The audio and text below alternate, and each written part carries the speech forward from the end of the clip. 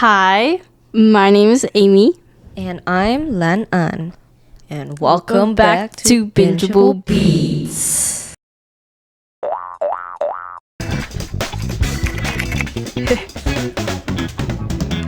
We're talking about the show, The Worst of Evil. Okay. He wasn't able to kill a person. He hesitated a lot more. At the end, he's not a bad person. But towards the end, he didn't hesitate as much. And he was more capable of doing it because he's witnessed more too. And Homeboy is traumatized. Mm-hmm. And He's kind of shocked, like, of himself. afterwards, every single like big fight or whatever, when he like does all that, he has a moment where he kind of sits and he's like, can't believe like this is what he's come to, like his life has come to.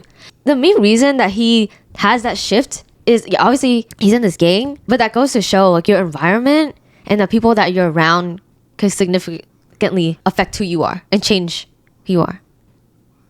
Are you going to say, like if, because he was already showing, like, signs of craziness? Oh yeah, because The guy had to remind him that he was a police. yeah, he had times where he was just so into his character that people around him had to tell him. Like his wife, okay, she was just concerned for him, but she was like, oh, you should just stop here, you know. And then the other detective was always reminding him, remember, you're a cop. Make sure that after all this, you can go back to that. Because if he went too far and he was killing too much people, it can't really be considered, oh, you're doing it for investigation anymore. You're still killing people. You worded that really well. There was one scene at the end where when the two gangs were fighting, they were at war, and his wife was there as well, and his face is just red. Including his eye. Yeah. It's like blood in his eye. He was going crazy because he saw his wife and he wanted to protect his wife. But in that scene, you could see the difference between him from the beginning. Compared to the scene where they were beating that guy up and they told Jumo to finish him and then he couldn't because he was like scared. That scene where he was covered in blood reminded me of Heath Ledger's situation, the actor who played the Joker. Because Heath Ledger, for that role, he would lock himself in a room for days. No, yeah, Heath Ledger, he ended up dying because he was so committed to his role. Jumo just reminded me of that situation. If he went any further, Jumo would have gone crazy. I mean, he already did kind of go crazy, but he would have completely lost it. Mm-hmm. That leads me to the question, actually.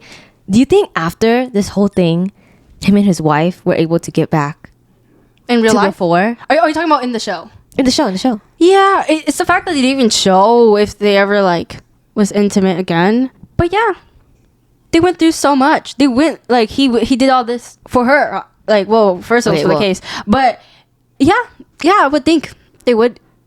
Yeah. Why? You think they could get back to how they were before? Yeah. They were in love with each other. But because whenever the whole love square thing where Jumu was with BB's character. You don't think the thing that they had with... I don't think Jumo and BB's character affected it, but Gicho and Ijong, they got really close. And he witnessed it too. Wait, you think that wouldn't affect... You don't think that affected? Adding that onto that, I couldn't tell. I mean, I think Junmon... Jumo? Jumo. Sorry, my bad, G.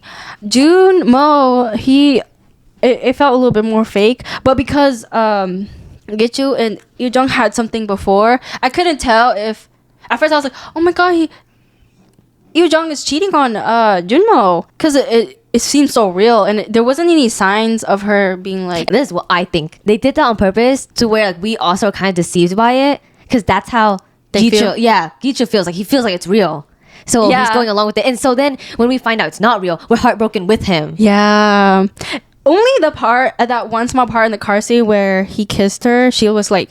At first I was like, oh my god, she's cheating on him. Oh yeah, she was hesitant. She clenched her hand like she didn't want it. Yeah. And then it showed flashbacks of him too. Of Jumo. While they're kissing, yeah. Yeah, so that's what I was saying. I think they can go back together. Whenever Jumo was with BB's character, he also had flashback too, I'm pretty sure. Yeah. When she was like on top of him and kissing him and stuff, he was like, oh, he like wanted to push her away. Even towards the end. You're right. But you know, whenever Yoo-jung and Gichu like had their thing and it felt real, since that felt so real, at one point, whenever towards the end, towards the relationship, BB and Jumu's relationship, he had said like, oh, I think like I like you more than I thought. I think he really meant that. I feel like Yoo-jung and Jungwoo, like you said, because they played apart for so long, it kind of feels real, or like you can't tell if it's real or not. I kind of see that in their relationships. They had to play a part to solve the case, or like to finish the case. Like they had to do that. They didn't really have a choice, I think, or maybe they did have a choice, but Jungwoo had to play a part to be a love interest for BB because BB liked him, and he had to pretend that he liked her so he can like what's it called, make the deal. Oh yeah. Yeah, For the deal to go through. so but they did it for a long time, so I think You know what I realized? What? I think the show, they depicted like this love square. It just seems so real. Everything, even Jungwoo, whenever he's playing as Sungho, the like his fake name. When he's playing as that, it seems so real. Like the point of having it seem so real makes the ending sad. We feel bad for Gichu and BB. and BB. Yeah. Because we're taking along with them through this journey that they're being deceived and they think everything's real, but suddenly everything turns Was out all fake. Yeah, all fake. So we end up feeling really bad for them because that's how I felt. They were bad people.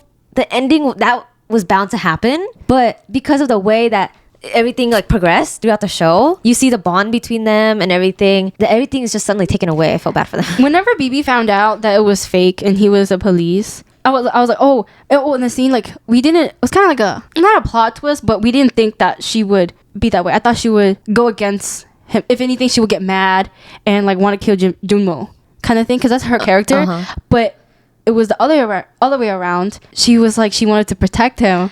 I was like, oh, first I was like, oh, that's so cute. Like, but I was so unexpected because I was like, why? Because that's not who she is. No. Because she has issues. Homegirl has issues of her own. But then I was thinking about it too. Like, yeah, she has issues, but why? It kind of makes sense. Is because when she was hanging out with him, yeah, you would catch feelings and be attached or whatnot. But it's because she never had friends. Yeah, that's what I'm saying. She has issues. She just wanted a normal life, and then I think that's what she sensed from him. Even though he was like part of this gang, but that part of him that isn't a gang kind of showed through. Also, because he's like genuinely nice. Yes, he was playing a part as an actress, but I think that part shined through to her, and that's why. Because usually gang members are not really nice. Yeah, because he's not a gang member. She kept repeating it too. Actually, she was like, "You're a kind guy," yeah, and this and that, and then the whole time, every single scene between them, though, Jun was so like he's tense. Yeah, you can tell. Maybe that's a little charm. Like she's like, oh, he's kind of shy. Yeah. Oh, she said the shy guys. Oh my god. One of my points was that I'm low-key attracted to him, to Junmoo, because he's like doing this for his girl. Like he's like only loyal to his girl, and he's like so good at what he does. He's good at fighting. He's kind of good looking. Even BB says that. Like, oh my god, you're like, you know what's scary? What's like, what was it called? When she was like listing out like, oh, he's kind. He's this and that. But like, you're good looking. Like, but you know what's scariest is that you're good looking. Oh yeah, because like other gang members have the other traits too, but he's good looking. Yeah. So yeah. One scene though, that I thought he was really cool was a scene where I forgot what he said, but it was against the bad people, I'm pretty sure. Like the gang members. He said something and then he turns around, walks away, cigarette in mouth. Do you remember? Let me try. I've seen so many scenes with a cigarette. I don't. That's true. They're smoking every second. It was when he got like he to turn himself in to kind of help the gang, and he was like, "Oh, I'll just take the hit, whatever." But then, they ended up having to release him. Oh yeah, he was like, "Oh no, I got you. Like I got this." Yeah, like I'll get us out of this, something like that. But it was so cool. He just like he turned around. He had the long coat on too, and he just looked really clean. Oh, one time, but. But that scene where he had to go in, Junmoo, he was beating up Junmoo. He was confident because he was a police and police was on his side. Yeah. So him beating him up wasn't gonna do Yeah. Yeah. Oh, that reminds me of another thing. What is Detective Mingu's problem? Yes. Oh my god. Like they didn't even talk about his background. Maybe they did. I'd be like, oh, I get it. But like, even if his background was up, I'm still like, why is he acting like that? Maybe it reflects how police are in Korea. No, he definitely represents the corrupt police. Yeah. Because he didn't care about. He literally said, he was like, I don't care about you losers, you little ones. I want the big guy. He wanted big fishes. Yeah, he wanted to catch the big fish only. And you know, other things would be like, oh, you know, maybe he wants to be promoted, but I don't think that even is the case because he was just I think he was having fun. If anything, he's like, yeah, catch them. Yeah. He wasn't even like, I want my name slapped on it. He wasn't giving off that. He was just a bully. He was a bully disguised as a cop. Yeah. / gang member. Like, he was using being a cop as an excuse. Yeah, but I could see his ways, how his ways could work. Like, he would abuse them to the point where they would talk. But it was gone too far. No, yeah, he would be condescending to everyone. Like, all of the criminals, every single time. Even if it was unnecessary. I can't even tell, like, if he has issues or not. Or maybe he's just having too much fun and, like, it's like power trip. Because, like, I can't beat you up because I can't because I'm a police. I think so. I think that's what he's just enjoying that authority yeah. too much. Mingyu, like, they don't... Bro, he was so annoying. It was only him. Even his assistant. Or, yeah, his partner wasn't His like partner was that. just there. He was just there, honestly. Like, Mingyu did all the work. But I was just not only mad at the way he acted, but he was gonna ruin the plan over and over and over again. All their hard work. And it would have went all in vain. And I was like, oh, why can't they just simply tell him, like, just stop? I wouldn't trust him. Because they were doing it for the better good, for, like, you know, Kyung-suk could just tell them. Or actually, yeah, I don't know why they didn't intervene more. The only reason I could think that they didn't was because it was too risky or whatever. Maybe they didn't have a good enough excuse to just stop him. I would rather tell him straight up, tell Mingyu to stop, because he was, if anything, messing up the case. Well, they couldn't tell him about the case. The case was very, very like top private. secret. Yeah. But even his coworkers, Jungwoo's coworkers, they didn't know either. They just knew he was on sick leave. So obviously they're not gonna expose the case to this random bozo thug-like detective that's going around beating people up. They should have, like, fired him. I don't know why they didn't.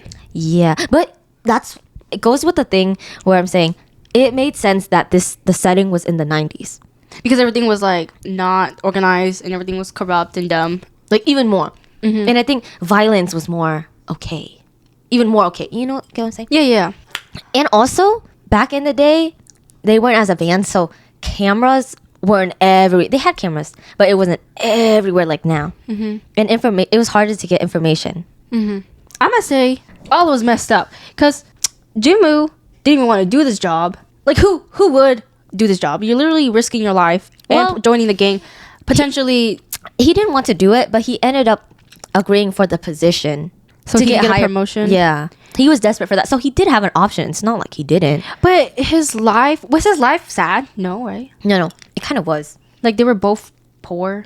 Eunjung wasn't poor. But he was. And then his dad is a druggie. Oh, yeah. I guess his life is kind of sad. And that messed up his life. And whenever he married Eujung, he was a very low-ranked cop. And Eujung comes from a family of cops. Yeah. And they're all, like, they do really well. They're higher up. Mm-hmm. And he's just kind of this nobody. And his dad is a druggie. Yeah. So, over there, I think at that time, too, that is deemed lowest of the low. Even though, like, he didn't do any of that. It's his dad. Yeah. But that just ruined his life. That's why he was really desperate to climb up. And that's what they hit his weak spot by that too. They said, how are you going to get promotion when your dad is a druggie? No one's going to promote you, blah, blah, blah, because your dad's a druggie. But yeah, and then his wife, whenever Jungwoo was going into this case, his wife didn't know, and she also was kind of dragged into it. Or not dragged, she kind of put herself into it. But she was stressing out too, you know? Like, homegirl didn't ask for any of this. If anything, like, she would, like, make him not go into this case. And then Gichu, he also had a rough childhood, right? Remember the whole thing with, like, his family? He had family issues. That reminds me. So, you know how I said your environment and the people you surround yourself with makes you who you are? Mm-hmm. I think the reason he was capable to be in a gang leader is because as a child, he witnessed his mom kill his dad. So, I'm just saying, I think that him witnessing that messed up his mind. Mm-hmm. That's what I think it is. At first, I was like, you have a choice. And he still does. He had so many chances, honestly. Mm-hmm. That's why his ending, I felt bad for him. And at some point, I had the slightest bit of hope that maybe his ending would be decent. Like, he is able to change. But then again, his ending was deserving. Everything fit. You were questioning why that I write down it was anticlimactic, because it was like, I thought K-Jung was supposed to be like plot twist or something like upsetting, but everything played out where it's supposed to be. I thought someone was gonna die. I mean, the guy died. Gichu died. The police guy died, but it wasn't. It was satisfying to me because it wasn't what I it was something, or like the K-dramas usually don't end like that, just like done. It's usually something like stupid, like, or someone dies, someone important or like loving dies. Like Ichu died, yeah, but like we weren't like, oh my god, like why did they let him die? I think the part that made it more interesting, the ending, was because we end up like seeing the bond between them, and then we kind of feel bad for Gicho. Yeah. Does that make sense? So then actually seeing him, we saw that coming. We knew like he was gonna either die or end up in prison. We knew that at the beginning, but then after going through the journey with Jumo and seeing how, and he was wanting to change too. It was right when he wanted to change. Oh yeah. And then suddenly, like, not suddenly, but things still had to turn out the way it was supposed to turn out. Like all, including like the other countries, like they caught their, like the Japanese police, the Chinese police caught them, and then the Korea police, and then surprisingly both Jinmu and Ijong both survived, because like it was either of them were gonna die, because Ijong was like hanging out with Gicho, and because Jinmu was scared that because she was involving herself in there, like she was gonna die, because she could, remember then when the gangs were fighting each other, like she could have like died in that mess. But yeah, so surprisingly both of them survived. One unexpected death was the police guy. Yeah, because typical K-drama, someone always has to die, someone on the good side, and so that's why I wasn't super surprised that he died. Yeah, me either. I was like, oh dang, that's sad. That's really sad, because he also played a big part in the mission and everything to succeed, and then he dies during the mission because it was an unfair death. While he was kind of loving, because he actually kind of cared for, I mean, yes, he was mainly involved in the case, but he cared for their lives, kind of. Yeah, because more than compared to Jangsik, yeah. Instead of Jangsik was like, oh, who cares? Like he didn't even want to tell freaking Jinmu that Do Young died. Oh yeah. Because he wanted the case to successfully complete. Because if he did tell, I mean, honestly, I kind of agree with Changsuk. I wouldn't tell Jinmu that. Yeah, but he kind of lost humanity. I mean, yes, because he's a cop. You gotta have some sympathy now.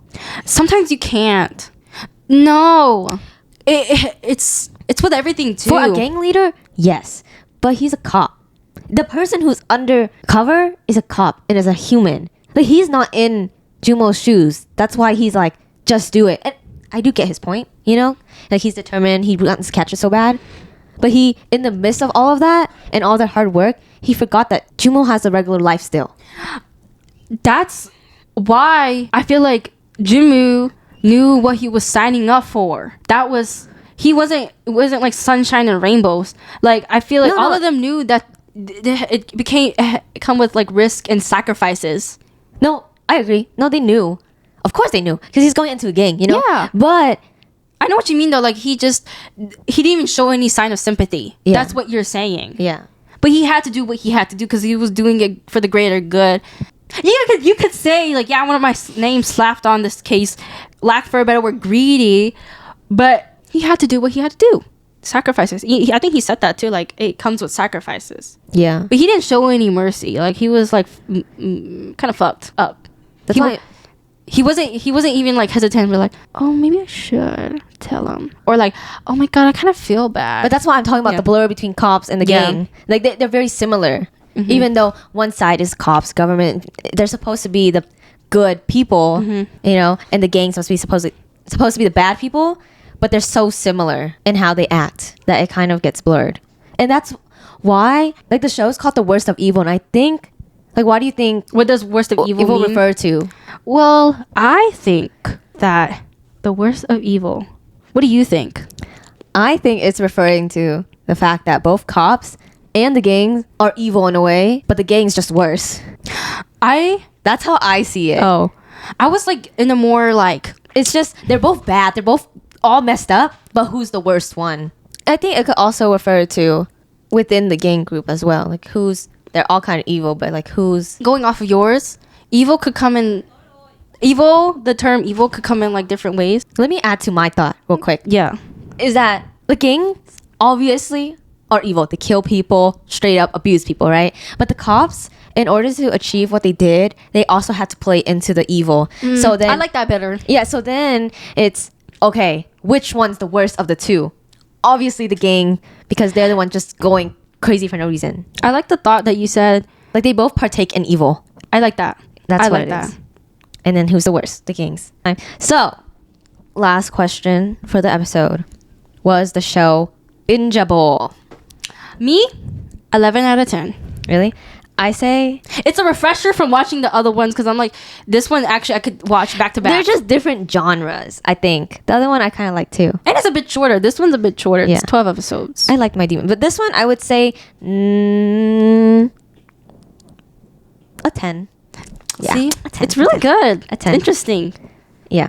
I think once you get past episode 1 and 2, things get really interesting. Because episode 1 and 2, I was like, good. But from episode 3 on, I was hooked. For sure. Yeah. And everything's just messed up in the show. Okay. That's it, guys. Bye. Wait, toilet tink Oh. and sip. Bye. Copy go. Copy go. What do you say? Like, copy go. Oh, some more time. Coffee break. Because my mind is... My brain No, cells you are gotta all whisper. twisted. My brain cells are all twisted. So we're going to eat a coffee candy. Yeah, because our facts are not straight. Yeah, sorry. She's like arguing with me, but I know I'm right. Yeah. Refreshing. Oh, this is good. I don't know what you're talking about.